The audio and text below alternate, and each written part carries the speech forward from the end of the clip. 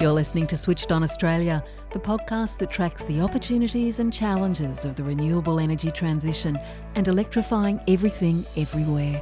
Switched On is proudly brought to you by Boundless Earth. Boundless Earth uses philanthropy, investment and direct advocacy to help Australia become a global force in a decarbonised world. Switched On is also brought to you by Goodwe, the all-in-one ESA battery system safely powering Aussie homes, lowering bills and providing energy independence. And Switched On is also brought to you by Amp Control, an Australian manufacturer helping to power the energy transition. Hello, I'm Anne Delaney. Thanks for joining me on Switched On Australia. Australia is betting household batteries will help replace our ageing coal-fired power stations. That's because the Australian Energy Market Operator's long-term roadmap assumes that over time, more than half of Australia's home batteries will be orchestrated or linked to help balance the electricity grid. But a recent report from the ACCC, the Australian Competition and Consumer Commission, has found less than a quarter of battery owners have joined a virtual power plant. That's despite the fact VPP participants are often among the biggest financial winners. The ACCC found households connected to a virtual power plant typically pay significantly lower electricity bills than those with solar and batteries alone. So, what will it take to make VPPs work in Australia?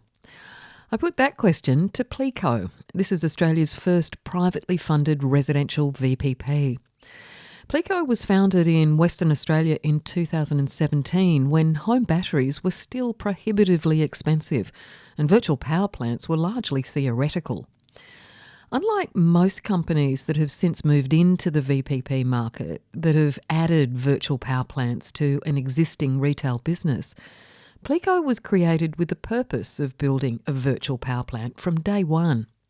It then built the business around making that possible and proving that thousands of homes could operate as a single flexible energy resource. Plico has since expanded beyond WA into New South Wales and Victoria. My guest today is Plico's CEO, Robbie Campbell, and I started by asking him why he thinks so many VPPs aren't resonating with more Australian households. VPPs are a really hard sell once your solar and battery system has already been installed and you come along as a retailer post the installation and you try and sell that virtual power plant to the customer afterwards. The value proposition seems very small in comparison to what you've already just paid for your beautiful solar and battery system. So as having it part of the overall sales installation and contracting process, so the virtual power plant is incorporated through the whole effectively virtual power plant services platform, it becomes a completely different proposition. Is that the customer already has been educated during the process and they're signing essentially a virtual power plant services agreement at the end of the process, and that incorporates the installation of your solar and battery system plus your sign up to the virtual power plant. So it becomes one holistic approach to the problem, not an afterthought after your beautiful solar and battery system's been installed. Yes, and you feel like something could be taken away as opposed to added on. That is correct, yes.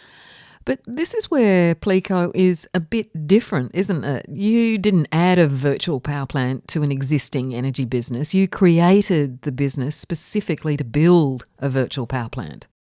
That is right. So in order to create a virtual power plant, you need to have the assets to aggregate. So all of the individual solar and battery systems working together as one giant virtual power plant. So in order to achieve the vision, the founders knew that we needed to create a community of assets that could be aggregated. So it was build and then with the vision to aggregate in the future. Right. Because most companies, certainly now that are playing in the VPP space, they've added a VPP after they built a customer base. Yes. I mean, it seems that you've built the customer base in order to create the VPP. Is that because you were really quite focused on providing those broader services, energy services? To provide the broader energy services, but also to create value for customers as well. So those were the two driving factors around creating a virtual power plant. And now your business model is a bit different to many VPPs. I know that there are other similar ones, but you lease the battery and solar to customers. What was the motivation in setting things up that way? I think there's quite a few aspects to that. So I like to think of it as an end-to-end virtual power plant services platform. So what that means is we've got a marketing team, we've got a sales team, we've got a finance package that we can provide to our customers, and that finance package is essentially the membership package. So we do offer our customers the opportunity to purchase the system for cash or to finance it through our membership package, which is essentially giving the customer the opportunity to have no upfront costs, but then pay the system over time, over a 10-year period or 5 to 10-year period, depending on what their preference is.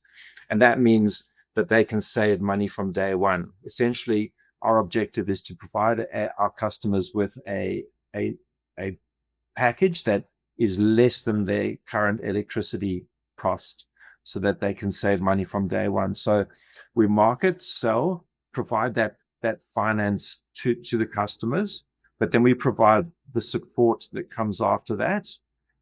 And then we wrap that all up into a virtual power plant. So essentially our virtual power plant is integrated into our marketing, sales, and finance product, so that it becomes one full package, instead of selling a customer solar and battery system and then trying to add on a virtual power plant at the end. It's a much different proposition. So you're dealing with Plico from start to finish, and then after that as well with the support that comes in. And how long do people have to actually be part of the Plico VPP? And can they opt out? Yeah, they can opt out. In general, most of our customers stay on for 10 years. And the reason they stay on for 10 years, because there's value in terms of we're here to support them, that we're creating the value through the virtual power plant. So for example, in Western Australia, when a customer system is activated, for the cost of their electricity during that activation, we pay them 3 times their tariff. So whatever their tariff is, whether it's on any of the retailer tariffs that they have, we'll pay them 3 times that energy cost. And then in New South Wales, working with our partner retailer there, they will get 50 cents per kilowatt of electricity used during a virtual power plant's activation. Leasing potentially can, rather than buying upfront these appliances, can potentially broaden who can participate in a VPP, can't it? But I want to know, has it? Has it with you? You know, are you reaching lower income households who can't afford that upfront cost? It's twofold. So the overarching objective is to save the customer money. So the customer will assess their current electricity cost, and then their new Plico subscription cost. And if the one is bigger than others, so that the current electricity cost is bigger than their weekly fee, then it's a no-brainer, decision for them. So we've seen quite a big uptake in that space in terms of customers taking up the financing product. But there are customers who prefer to own the asset outright and become part of the virtual power plant through that mechanism too. So it definitely makes it easier to purchase through the finance product. If we try and equate it to something similar, it's the equivalent of about 3 to 5 cups of coffee a week is the weekly fee. So it becomes a really easy number to digest. But do you know if you're reaching, people who wouldn't ordinarily have these resources or buy these resources? Do we actually know? Definitely, yes. Yeah. Okay. It's one of the attractive sides of having that finance product is that people who would generally not be able to afford the upfront cost are able to pay it over time, and that over time amount becomes a lot more digestible for those customers. One of the issues with that we're having, I suppose, now with a lot of the batteries are going in, a lot of people do not want to join VPPs. So even though a lot of them are VPP ready, as they say, a lot of people don't want to because there's this lack of trust of the industry, of the retail industry. Do you think that leasing is a way around that? Because ultimately the customer doesn't actually, do they own the assets or do you own the assets and then that's handed over after 10 years? I mean, I was just sort of thinking, would we be better off leasing a lot more of these? Would other companies be better off getting involved in a leasing product? I think there's actually a lot to unpack from your question. I think there was quite a few layers to that. So maybe we start on the trust piece. And I think trust is very important when it comes to virtual power plants. So anyone who is effectively letting another party control their pride and joy, which is their solar and battery system, they need to be able to trust that party that party is doing the right thing. So by integrating the virtual power plant into our whole process, so our end-to-end virtual power plant services platform, that creates the trust piece. And then secondly, making sure that there's value to the customers. So if there's value to the customer, then becomes a different argument, because why wouldn't the customer want more value from their asset that is sitting on the home? So our customers either own the asset through they purchase it upfront in cash, or they finance it through the subscription model. The subscription model essentially means that Plico still owns the asset until that asset is paid off, but and at the end it does transfer to the customer. So then I think that the kind of final part of your query was, would that model essentially cause more people to take up virtual power plants? I don't think it's necessarily the finance or the leasing model that makes the proposition. I think it's the trust piece and the value added piece, that so that the trust in the operator and the value to the customer is the two essential pieces in the puzzle for me. Right. I'm also wondering about mandates because participation in a VPP is currently a condition of receiving the WA state rebate or the associated no interest loan. But Yes. it's not, as we know, for the federal government cheaper a home batteries rebate. Do you think that mandating VPPs in order to receive a government rebate has helped companies like Plico in WA?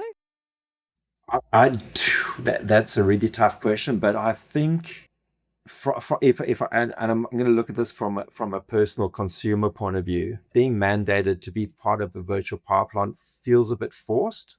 Yes.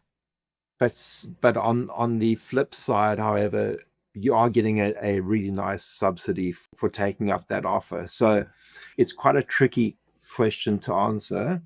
And I would say it hasn't really helped a company like Plico, because virtual power plants were always part of our offering. So it's always been part of our values proposition for the customer. So for any customers that we've signed up, they've kind of always known that they're going to get a virtual power plant solution with us.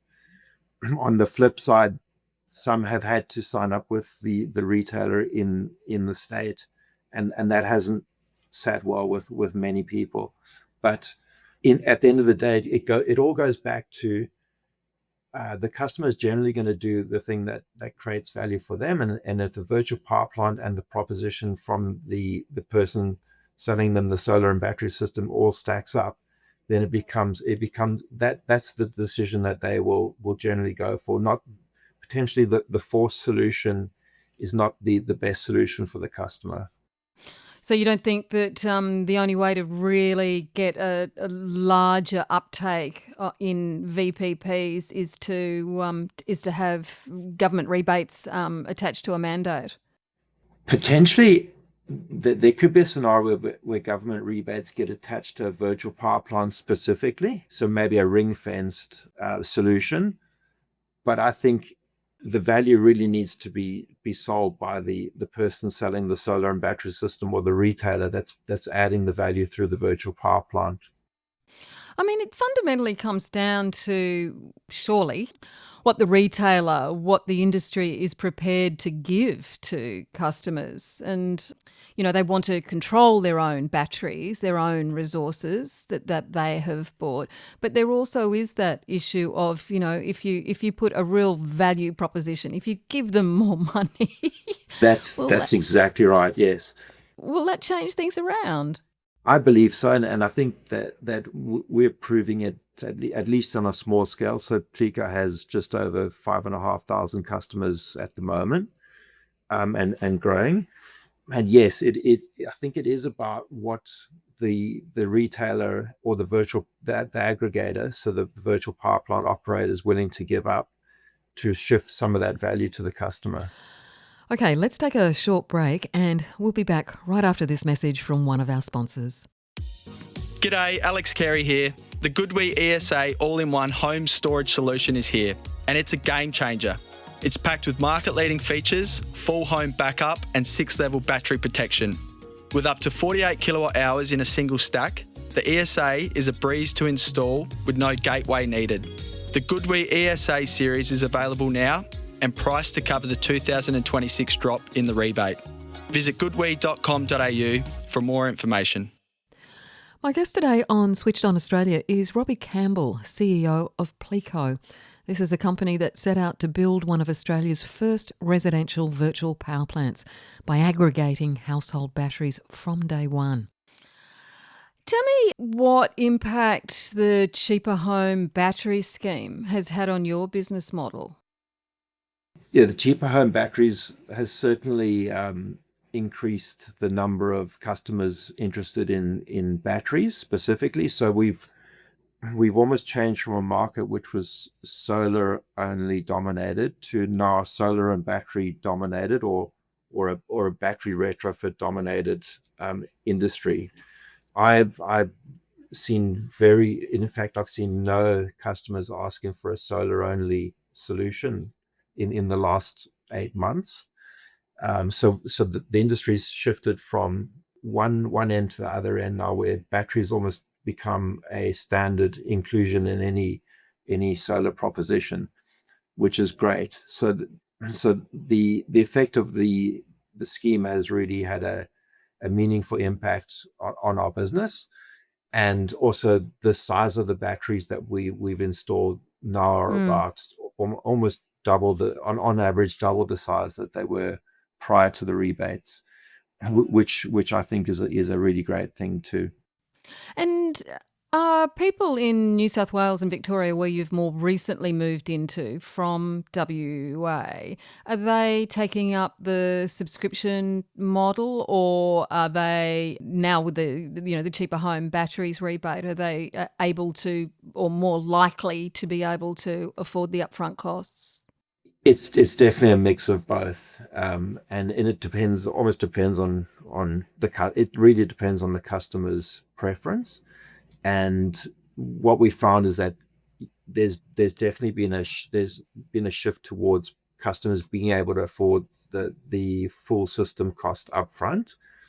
But as those rebates continue to come off over the next every 6 months, we'll see more and more people returning to the subscription model again. One thing that sort of intrigued me is, looking at your website and some of your promotional material, is that you talk about members, community and shared benefits. I want to know, beyond the language though, you're still another industry retailer running a VPP, how much is branding and how much does it produce really materially different outcomes? I think that the difference again probably leans towards the founders of the company. When they started the business, they started it as a community project with members, and as part of that membership, each member contributed to a not-for-profit company. So that was in the beginning, and it's kind of shifted towards now.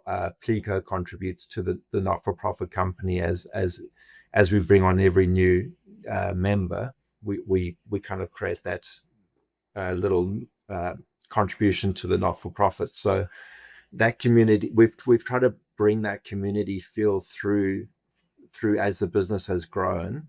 So that community fund now is a kind of standalone not-for-profit, which then supports community projects like free energy for certain similar not-for-profits, or funding things even as far out as possum netting for certain conservation efforts. Right. So, when you still talk about memberships and subscriptions and community, it's not so much now that Plico is a community energy project. The community energy project is now run, I presume, totally independently of the business? So yeah, that's the not-for-profit side, and then we've tried to also carry the membership through to kind of refer to the finance product as well. So it's trying to infer that being part of a wider community brings you in through that finance product too. And then the piece that sits aside that is the virtual power plant piece, where you're part of a wider community supporting the group, but you're also benefiting from the value of those services too. I mean, you do talk about bill savings, but would I be right in saying that, because you do say this on your website, that you can deliver broader community benefits rather than just household bill savings?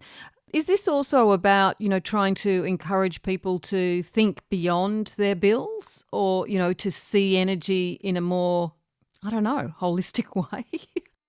Yes, essentially that's capturing it nicely, because when you're part of a virtual power plant, essentially you are supporting the grid at scale.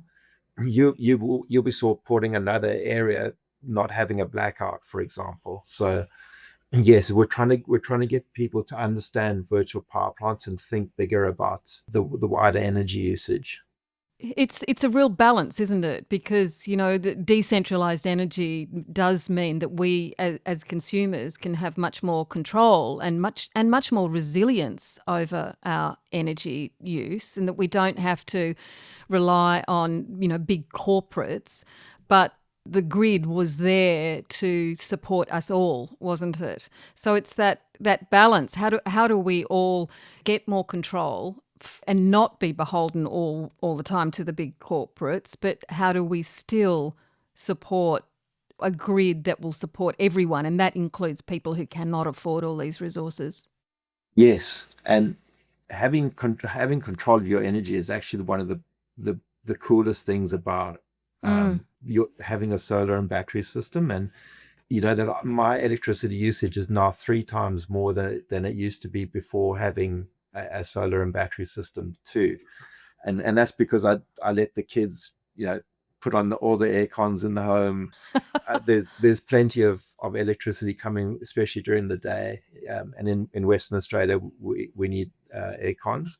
So, and then I've also added on the electric vehicle too. So our electricity usage is ramp, but I feel free to have that ability to use that electricity. Well, you're using it, you're benefiting from it, and the corporate isn't necessarily benefiting from it. Yes, and also I have this analogy and it may be a silly analogy, but would you rather have your neighbor with a solar and battery system, or a little mini coal-fired power plant that they're running their house from, and and the smoke is coming out of their chimneys 24/7 to run that coal-fired power plant, which one would you choose? And I'm almost certain Yes. most people are going to choose the solar and battery system, because the pollution from next door would be not very nice, would it? Horrendous. Yes. Exactly. So why then would you ignore the fact that there's probably a huge coal-fired power plant somewhere that you can't see it, and producing that kind of pollution into the atmosphere?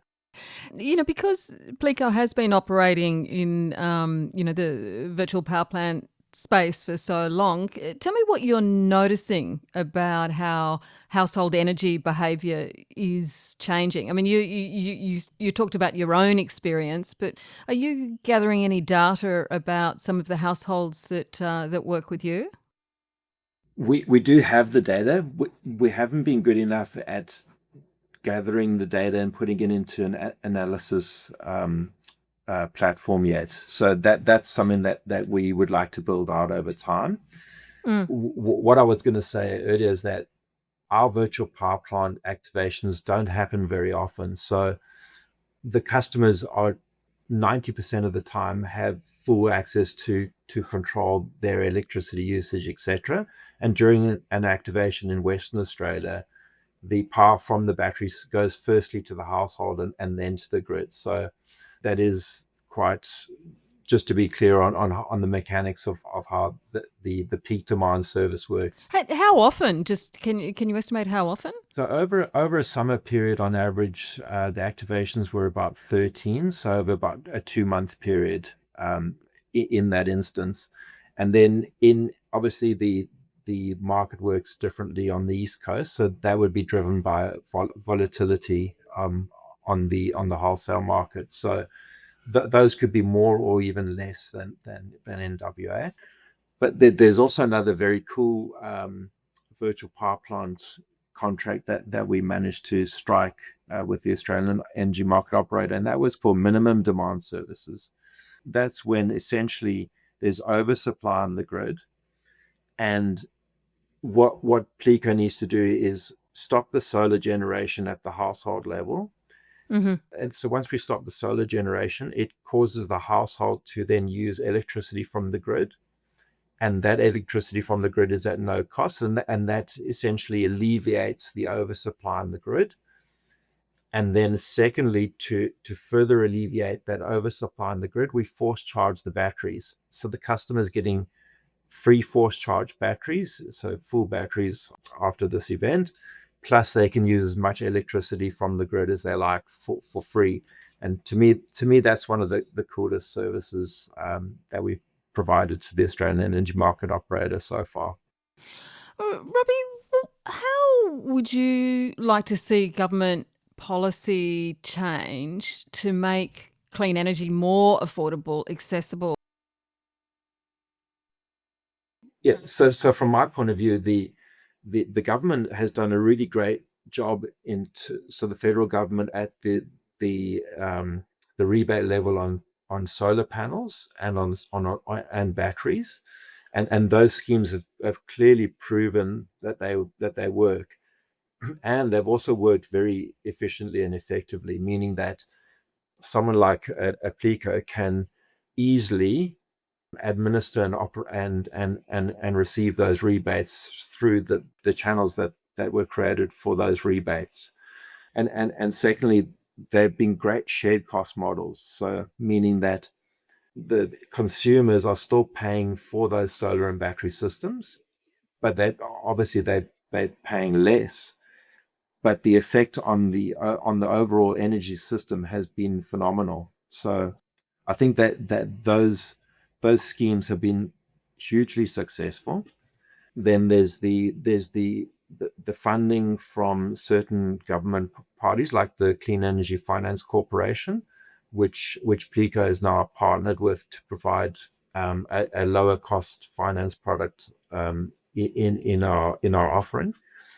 And then thirdly, it'd be great if government could continue to support the electric vehicles like they have been with the tax write-offs, and then the zero fringe benefits tax. I think those are two I think, in my opinion, quite successful schemes that were in place that could be continued to help roll out electric vehicles, which would then have a knock-on effect to solar and battery systems, because those solar and battery systems are a good lower cost way of charging your electric vehicles.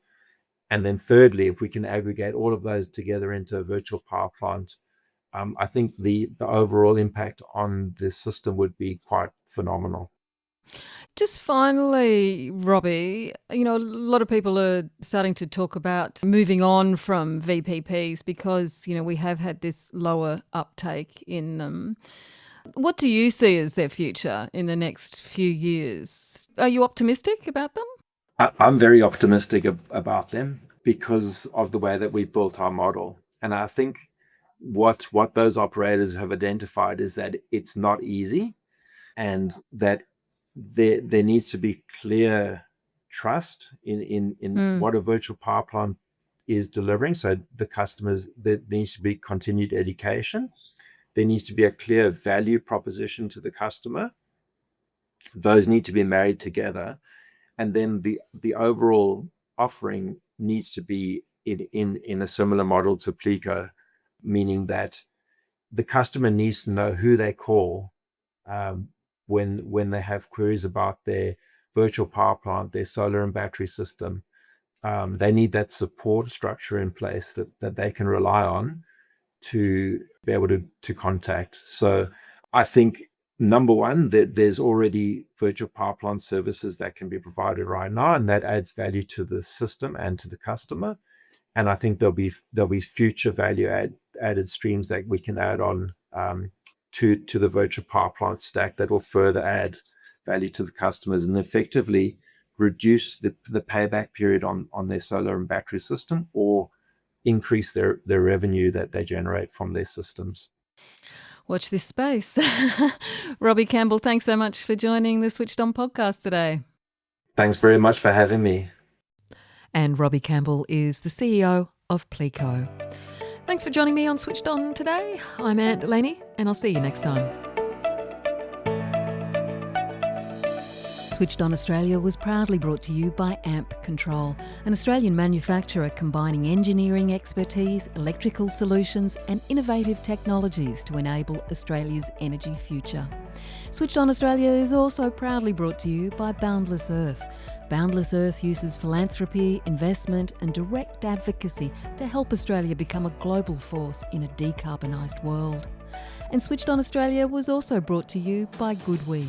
GoodWe's all-in-one ESA home battery helps Australians store more of their own solar energy and rely less on the grid. With strong local support and technology already trusted in thousands of homes, GoodWe is making the switch to electrification simpler and more affordable. GoodWe is proud to work with Australian cricketer and GoodWe ambassador Alex Carey. Find out more at goodwe.com.au.